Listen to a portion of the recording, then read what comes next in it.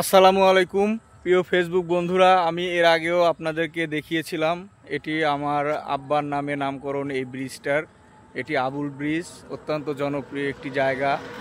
এখানে মোটামুটি পশ্চিম তারাশের ২ নং বারুহাঁস ইউনিয়নের সবাই এক নামে চেনে এই জায়গাটা।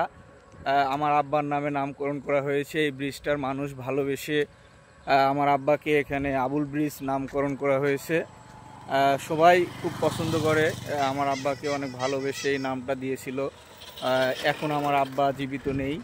এই যে এটা হচ্ছে আমাদের পুকুর এখানে। হ্যাঁ ভাই, ভালো আছেন আপনি? এই ভিডিও করছি একটু। এটা এটা অত্যন্ত জনপ্রিয় একটি জায়গা, এটা আবুল ব্রিজ নামে পরিচিত। এই যে দেখুন, মাছ ধরার জন্য কিভাবে বানা দিয়েছে, খুব সুন্দর করে এই ব্রিজের মুখে বানা দিয়েছে মাছ ধরার জন্য। আমি আপনাদেরকে দেখালাম। এই এই এখান থেকে আপনার সিংড়া, পিছনে হচ্ছে সিংড়া, আর সামনে হচ্ছে তারাস, চলে গেল সিরাজগঞ্জ তারাস। এটা হচ্ছে আমাদের অঞ্চল। পুরো মাঠ দেখেন সবুজে ভরপুর। এটা হচ্ছে বন্যার সময় এই ধানগুলো হয়ে থাকে। বন্যার পানিও যখন বেশি হবে এই ধানগুলো তখন বড় হবে।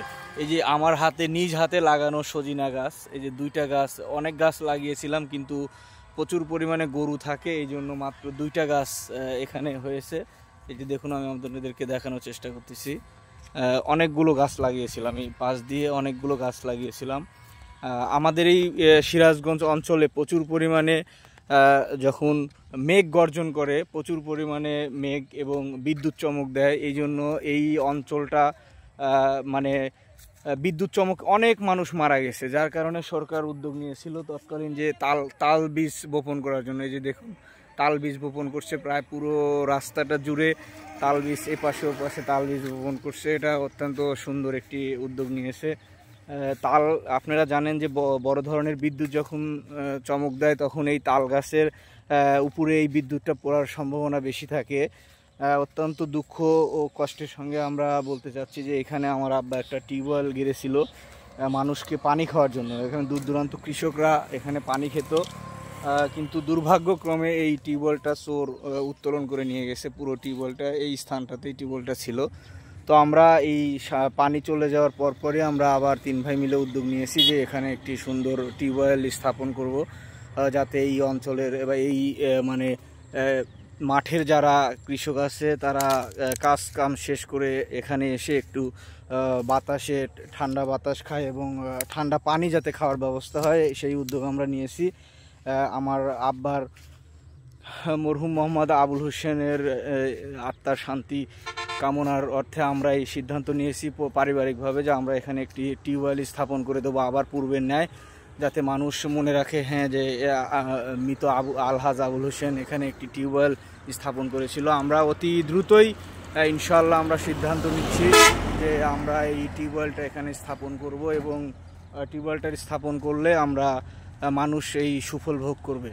দেখুন, আমাদের এই পুকুরটাতে এবার প্রচুর পরিমাণে কচুরিপানা প্রবেশ করছে, এগুলো পরিষ্কার করতে হবে। আমরা এটা বিক্রি করে দেবো, সম্ভবত বিক্রি করে দিলে এই কচুরিপানাগুলো এখান থেকে উত্তোলন করে এখানে মাছ থাকবে। এই যে ব্রিজের মুখ, এদিক দিয়ে মাছ প্রবেশ করে মূলত আমাদের এই পুকুরে। দেখুন, এই যে তাল গাছটা অনেক বড় হয়ে গেছে, এই যে অনেক বড় হয়ে গেছে যখন এই তাল গাছগুলো। এটি অনেক দীর্ঘমেয়াদী একটি প্রকল্প, যদিও তবুও সাধুবাদ যে এরকম একটা সুন্দর উদ্যোগ নিয়েছে, কারণ এই মাঠে অনেক মানুষ বিদ্যুৎ চমক দিয়ে তারা আমরা মানে গ্রাম অঞ্চলের ভাষা বা ডাক পড়ে আর কি, ডাক পড়ে, এটা হচ্ছে গ্রামের ভাষা।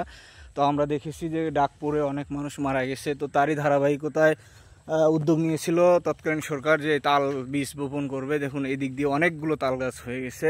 এটা আমার নিজ হাতে লাগানো মেহগুনি গাছ। এখানে প্রায় 10টা গাছ লাগিয়েছিলাম, এখন 6টি গাছ বেঁচে আছে। আমি দেখাচ্ছি আপনাদেরকে, 6টি গাছ বেঁচে আছে। মূলত তাল গাছগুলো, এই মেহগুনি গাছগুলো আমার নিজ হাতে লাগানো, আমি আর আমার মেজ ভাই এগুলো লাগিয়েছিলাম। এখন 10টির মধ্যে মাত্র 6টি গাছ বেঁচে আছে। এই যে ফরিদ ভাই মাছ ধরার জন্য অনেক কৌশল অবলম্বন করলো, আমরা দেখলাম, আপনাদেরকে আমরা দেখানোর চেষ্টা করেছি। এই যে এইগুলো থেকেই আমাদের মূলত এখানে মাছ পড়ে। এই ভাইগুলো, এই যে বড় বড় ভাইয়ের, এগুলোর মধ্যে মাছ, এদিক দিয়ে মাছ প্রবেশ করে সকালবেলা আমরা এগুলো দেখলে এর মধ্যে মাছ পাওয়ার সম্ভাবনা থাকে। তো সবাই ভালো থাকবেন, আসসালামু আলাইকুম।